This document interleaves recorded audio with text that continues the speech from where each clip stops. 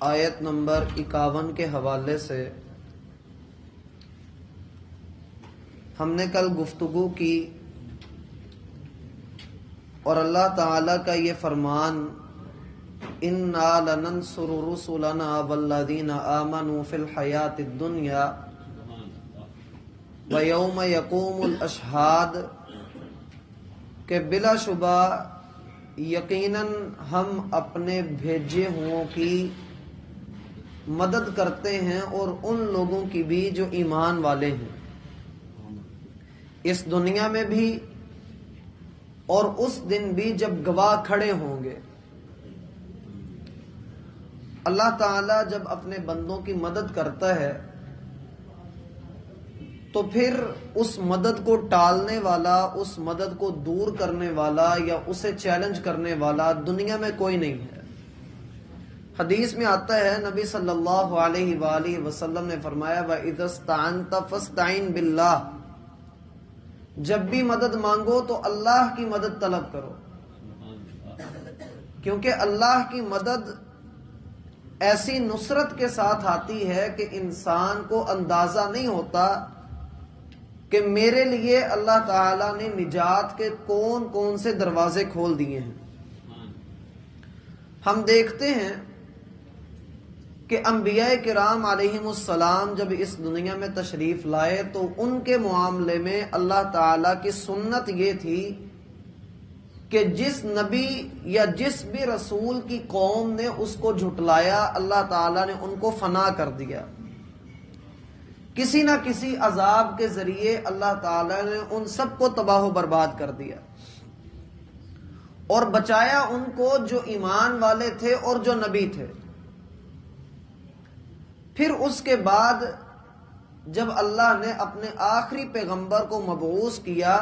تو اللہ تعالیٰ نے اپنی سنت تو یہی رکھی کہ اگر کوئی قوم اپنے رسول کی تکذیب کرے گی، رسول کو جھٹلائے گی تو اسے ہلاک کر دیا جائے گا،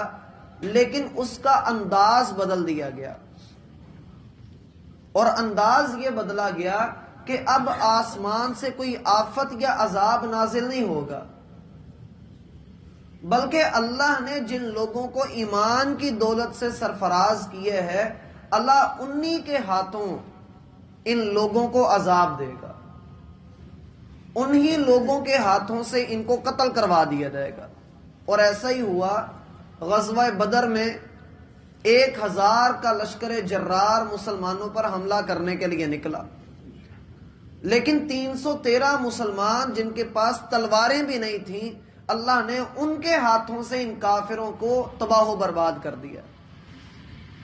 قرآن میں اللہ تعالیٰ فرماتے ہیں قاتلوہم یعذبہم اللہ بأیدیکم، اے مسلمانوں کافروں سے لڑائی کرو، جہاد کرو، اللہ تمہارے ہاتھوں سے ان کو عذاب دیتا ہے۔ اور اللہ تعالیٰ کی مدد بدر میں، احد میں، حنین میں، ہر غزوے میں اتری، اور اس کے بعد بھی جب تک اس امت میں جہاد ہوتا رہے گا اور وہ رسول اللہ صلی اللہ علیہ وآلہ وسلم کی پیشین گوئی ہے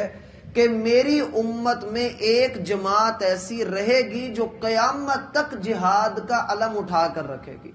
اللہ ہمیں ایسی جماعت میں شامل کرے۔ اور یہ وہ لوگ ہیں جن کی مدد اللہ تعالی خود فرماتا ہے۔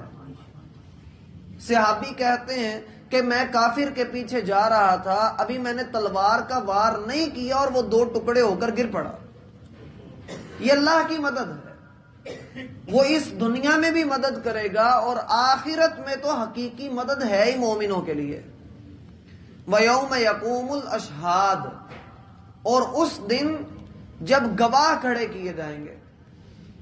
اس کے کئی ایک معنی ہیں۔ پہلا معنی تو یہ ہے کہ اس دن انسان کے خلاف گواہی دینے والے، اس کے جسم کے اعضاء، یہ زمین اور اس کا نبی اور اس کے ارد گرد رہنے والے لوگ، وہ اس کے خلاف گواہی دینے والے ہوں گے۔ اور ایک معنی یہ ہے کہ اس گواہ سے مراد ہے کہ اس دن جب پوری قوم اپنے نبی کے خلاف کھڑی ہو کر گواہی دے گی کہ ہمارے نبی نے ہم تک پیغام نہیں پہنچایا، ہم تک اللہ کا دین نہیں پہنچایا، تو اللہ اس دن بھی اپنے نبیوں کی مدد کرے گا کہ اللہ ان کے خلاف جو نبیوں کے اوپر گواہی دے رہے ہوں گے، اللہ ان کے خلاف امت محمد کو کھڑا کرے گا نبیوں کے حق میں، اور امت محمد پھر انبیاء کے حق میں گواہی دیں گے کہ اللہ نوح علیہ السلام سے لے کر عیسیٰ علیہ السلام تک سارے انبیاء نے تیری تبلیغ، تیرا پیغام ان لوگوں تک پہنچا دیا۔ پھر اللہ تعالیٰ پوچھیں گے کہ تمہیں کس طرح سے پتہ لگا، تو ہم اس قرآن کا حوالہ دیں گے۔ اللہ ہمیں ایسے گواہوں کے اندر بھی شامل کرے۔ وَيَوْمَ يَقُومُ الْأَشْهَادُ۔ اب یہاں پر میں حیران ہوا کہ اہل علم نے تفسیر، جتنی بھی تفاسیر ہیں ان میں سے اکثر نے یہاں پر ایک بحث کی ہے جو بنتی تو نہیں تھی لیکن کسی وجہ سے انہوں نے کر دی، اور وہ بحث کیا ہے کہ نبی اور رسول میں کیا فرق ہے، کیونکہ اللہ تعالیٰ نے اس آیت میں اِنَّا لَنَنْصُرُ رُسُلَنَا کے لفظ استعمال کی، اور یہ نبی اور رسول کا جو فرق ہے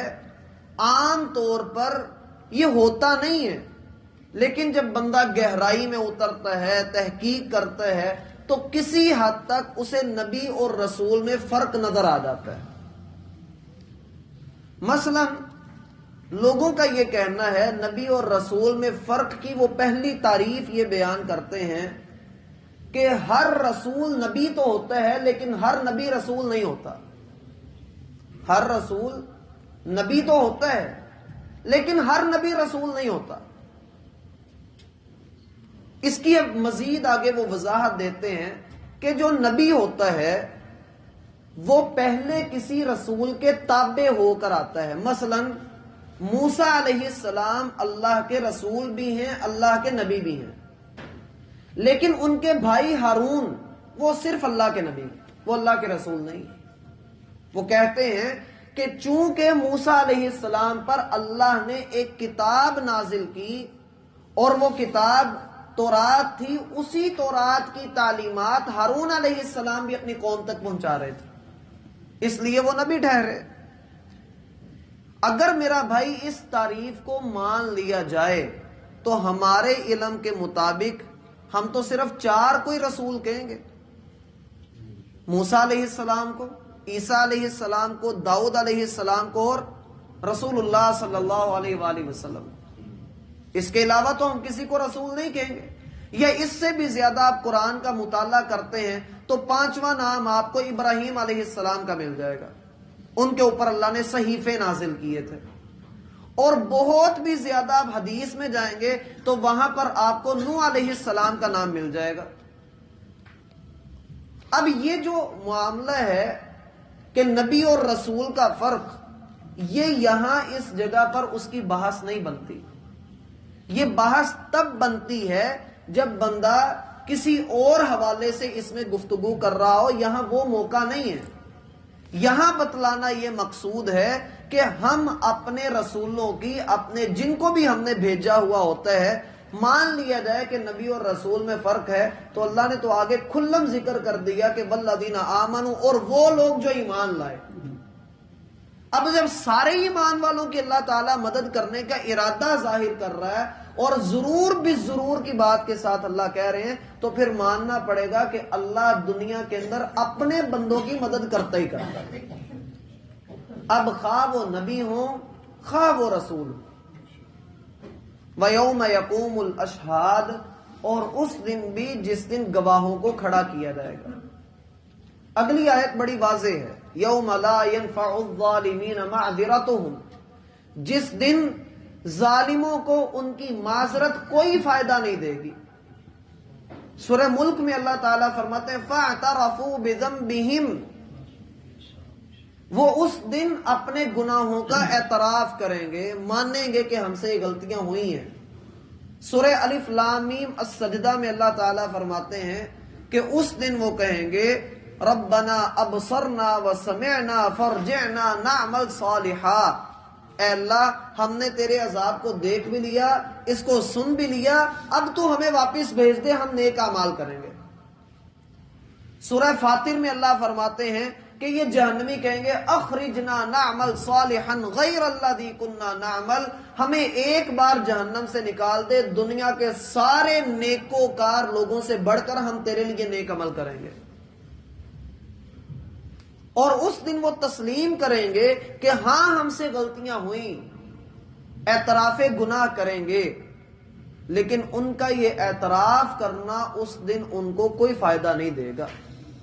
بلکہ جب وہ یہ اعتراف کریں گے وَلَهُمُ اللَّعْنَةُ تو ان کے اوپر لعنت پڑے گی، وَلَهُمْ سُوءُ الدَّارِ اور ان کے لیے بڑا ہی برا گھر ہوگا۔ اس کی تفسیر میں ایک حدیث ہے، رسول اللہ صلی اللہ علیہ وآلہ وسلم نے فرمایا قیامت والے دن اللہ تعالیٰ ایک ایمان والے آدمی کو اپنے سامنے پردے میں کھڑا کر لیں گے، ایک ایمان والے آدمی کو پردے میں اپنے سامنے کھڑا کر لیں گے، اور اس سے کہا جائے گا تو نے فلاں گناہ کیا، وہ کہے گا جی اللہ میں نے کیا، فلاں بھی کیا، فلاں بھی کیا، وہ سارے گناہوں کو تسلیم کرے گا۔ پھر اللہ تعالیٰ اس سے کہیں گے کہ تو بتا کہ تو اب اپنے رب کے بارے میں کیا امید رکھتا ہے؟ وہ کہے گا کہ اے اللہ جس طرح تو نے مجھے دنیا میں پردے میں رکھا تھا، مجھے امید ہے کہ تو یہاں پر بھی میرا پردہ رکھے گا۔ اللہ تعالیٰ ایسے بندے کو معاف کر دیں گے، اور اس کے بعد ایک دوسرا بندہ پیش کیا جائے گا جو کہ اللہ تعالیٰ کا نافرمان ہوگا، اور یہ لوگ ہوں گے کافر اور منافق۔ میرے ذہن سے حدیث نکل گئی تھی اس لیے میں نے دیکھا، وہ کافر اور منافق ہوں گے، ان کے علاوہ جو لوگ ہوں گے اللہ تعالیٰ ان کو یوں نہیں کرے گا، بلکہ ان کے سامنے کھلم کھلا اعلان کر دیا جائے گا، اور وہ اعلان ہوگا یہ وَلَهُمُ اللَّعْنَةُ وَلَهُمْ سُوءُ الدَّارِ،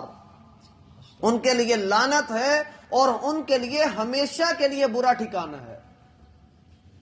کہ جن لوگوں نے اللہ تعالی کے ساتھ کفر کیا، شرک کیا۔